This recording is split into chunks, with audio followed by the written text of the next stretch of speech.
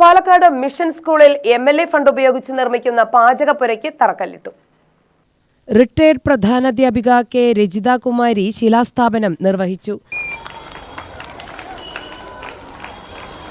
ഞങ്ങളുടെ മക്കൾക്ക് സന്തോഷകരമായി ഭക്ഷണം കഴിക്കുവാനും ഭക്ഷണം പാചകം ചെയ്യുവാനും ദൈവകൃപ തരട്ടെ.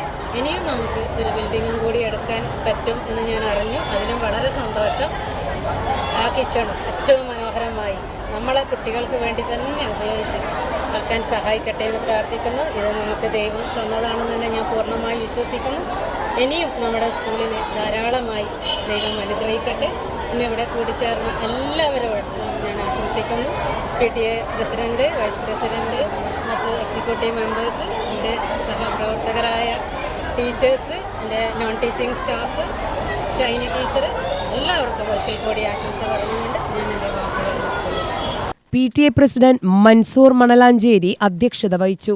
മുതിർന്ന അധ്യാപിക CS Rajani, principal KR Ajith, പ്രധാനാധ്യാപിക ഷൈനി ലാസർ, സ്റ്റാഫ് സെക്രട്ടറി ഡാർലി ജോസ് എന്നിവർ സംസാരിച്ചു. സ്കൂളിലെ ജീവനക്കാരും വിദ്യാർത്ഥികളും ചടങ്ങിൽ സന്നിഹിതരായിരുന്നു. UTV news, Palakkad.